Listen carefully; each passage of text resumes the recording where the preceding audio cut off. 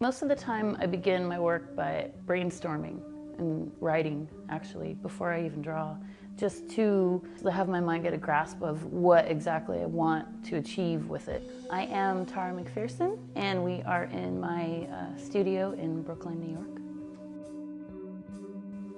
I think so far, like the term pop surrealist is kind of, that makes sense to me if I was asked to describe my art. Yeah, I've done a lot of commercial work as well, but I think the gallery world is something that I want to be involved with, and you have artists that are kind of bridging that gap. Science and chemistry has always really fascinated me, so I took this astronomy class and then I decided to change my major to astrophysics. I was vice president of the astronomy club. Total nerd, and but it was fun, you know, and I loved it. Now I'm at a point where I can kind of combine my interests in astronomy into my artwork, so there's a lot of spacey type of themes to a lot of my pieces. There is a kind of retro element to it, but yeah, that kind of futuristic retro feel. Also, concepts too. There's this thing called that I found fascinating. It's called a gravitational lens, and it's where like a really bright object is behind a really massive object, and light is physically bent around say if it's a black hole or something like that, and you see multiple images.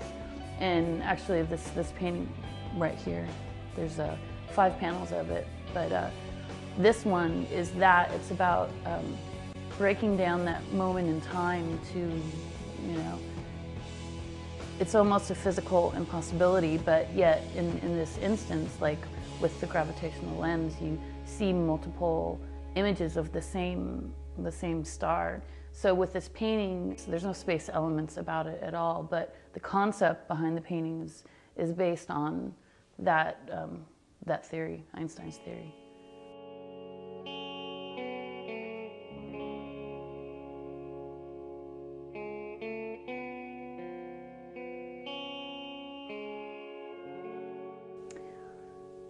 I'd always wanted to leave LA. I had this love-hate relationship with that city.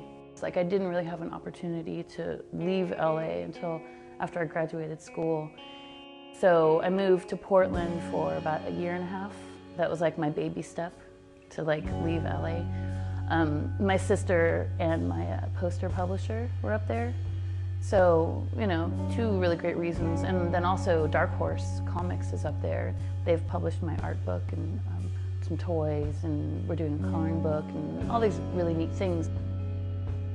Then the next step was New York. It just kind of dawned on me then. I was like, that would be fantastic. That's where I should be. My gallerist, Jonathan Levine Gallery, was just moving his gallery from Philly to New York right when I moved here. I had shown in a couple group shows with him. Kid Robot is here, which I do toys with. I just knew there'd be a really good art community here that I really kind of needed.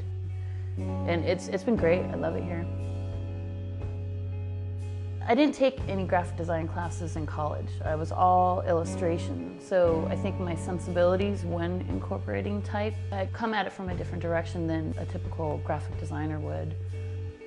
I'll begin the posters with a drawing, and I'll scan in the drawing, and then I'll do the separations in Photoshop. So each color is on its own layer. And then most of the time I get my type from like old books, and I'll scan the, you know, it'll be like a whole entire alphabet on a page, and I'll look through the books and I'll find one that I really like, and I'll scan that in, and then I can really play around with it. You know, I have to move each letter on its own, so it's time consuming, but I feel like I come to a different solution by doing it that way.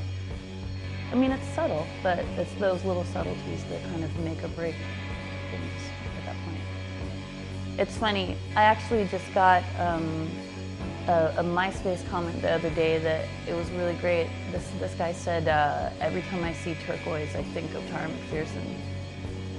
I'm just drawn to certain colors. I try to look at the past few posters or paintings I've done and try to do something different.